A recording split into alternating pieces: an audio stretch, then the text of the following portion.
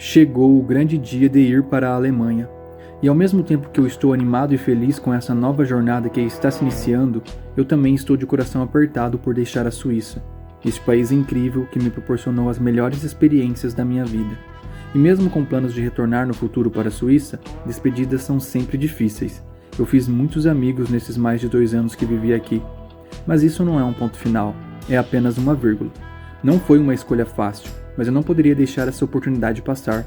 Eu acredito que irei aprender e evoluir muito e terei muitas experiências novas para compartilhar com vocês. E esse canal é sobre isso, sobre experiências. Cheguei na Alemanha, um país novo, uma cultura diferente. Terei que me adaptar novamente. Mas agora que eu já falo o idioma, mesmo que em um nível básico ainda, será mais fácil do que da primeira vez. Eu tenho amigos aqui, emprego, lugar para ficar e tudo planejado, mas mesmo assim o frio na barriga me acompanha. O primeiro passo é dar entrada no país para ficar legalmente. E em breve vou compartilhar com vocês como vocês podem vir morar e trabalhar na Alemanha, mesmo sem ter cidadania europeia.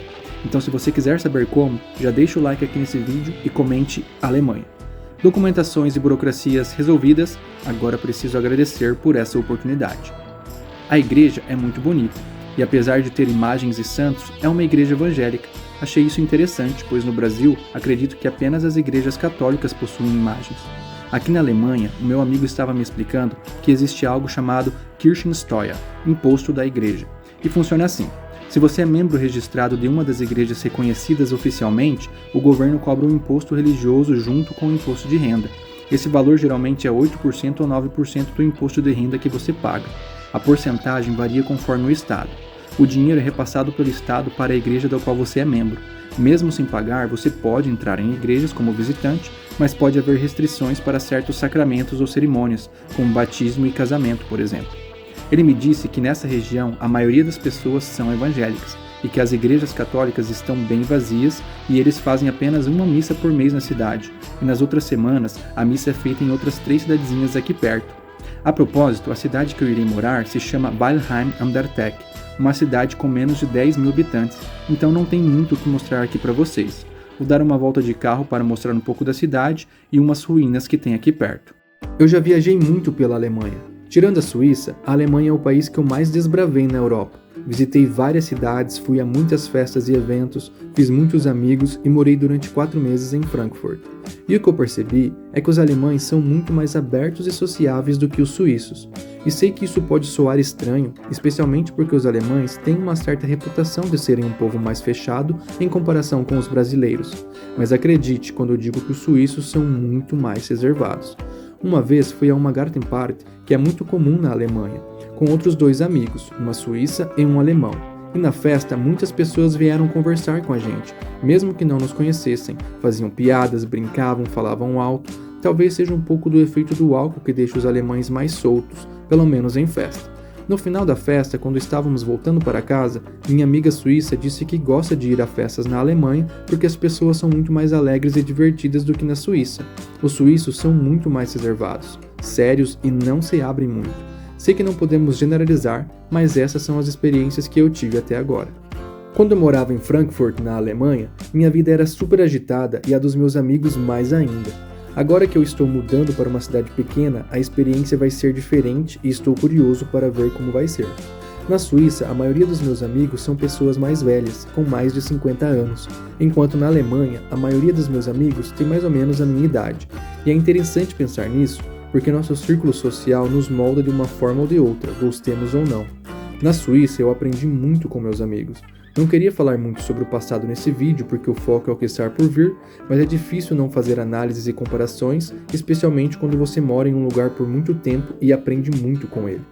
Há muitas coisas que não entendo na vida, mas não posso reclamar de uma coisa: sempre tive sorte com os amigos. Nos momentos mais difíceis, sempre tive pessoas que me ajudaram de maneiras que eu não poderia imaginar. Sem eu pedir nada, sem eu contar nada, elas simplesmente apareciam no lugar certo, na hora certa, com palavras, com conselhos, com gestos, com ajuda, e eu sempre ficava sem reação. Pode não parecer, mas eu sou um pouco tímido e não gosto de incomodar as pessoas e nem pedir ajuda. No começo da minha imigração, passei por momentos muito difíceis, sem dinheiro, estudando e trabalhando apenas meio período, não sabia como ia pagar as contas e até hoje não sei bem como eu consegui. Cheguei a pensar em desistir várias vezes. Houve algumas semanas em que, para economizar e pagar as contas, eu só comia pão e água, e comia escondido dos meus amigos que dividiam o aluguel comigo, porque eu não queria que eles soubessem e sentissem pena de mim. Nós tínhamos um acordo, uma vez por semana de cada, de limpar a casa. Então, um dia meus amigos vieram falar comigo e perguntaram se eu não queria ficar responsável pela limpeza da casa. Eles disseram que se eu limpasse, não precisaria mais pagar o aluguel. Achei isso estranho e quando eu questionei, eles disseram que eu limpava melhor e que eles tinham preguiça de fazer as tarefas de casa. Fiquei sem palavras, mas aceitei, claro, eu precisava economizar e o dinheiro do aluguel me ajudou a me estabilizar no período em que eu precisava pagar meu curso de alemão. E durante essas semanas, alguns outros amigos meus me convidaram para jantar na casa deles e todos me mandaram mensagem dizendo que eu não precisava levar nada e ainda insistiram para eu ir. E nenhum deles se conhecia, então não poderia ter sido combinado. E como já disse antes, os suíços são muito reservados. Às vezes acho que alguém está me espionando ou que faço parte de algo como o show de Truman. E o mais louco é que tudo isso aconteceu numa época em que eu realmente precisava. Durante meu primeiro inverno na Suíça, eu não tinha muitas roupas de frio. Trouxe algumas do Brasil, mas elas não eram tão grossas e adequadas para o inverno europeu. E então, certo dia, uma amiga minha me mandou uma mensagem perguntando se eu não queria algumas roupas de frio que o pai dela não usava mais. E claro que eu aceitei, e ainda uso até hoje. Esse tipo de coisa já aconteceu comigo inúmeras vezes, em muitas situações diferentes, e não só apenas em relação ao dinheiro, mas também com dicas e informações que me ajudaram a entender muitas coisas ao longo do caminho. Sempre que eu estava perdido ou precisei de algo, alguém apareceu e me ajudou, mesmo que eu não pedisse, mesmo que eu não merecesse. Muitas vezes eu não conseguia nem acreditar. Você pode chamar isso de sorte, de Deus, do acaso, de alguma força do universo ou qualquer coisa que você acreditar. Mas o que eu mais aprendi durante meu tempo na Europa é que eu não estou sozinho, e você também não está, mesmo quando tudo parece perdido.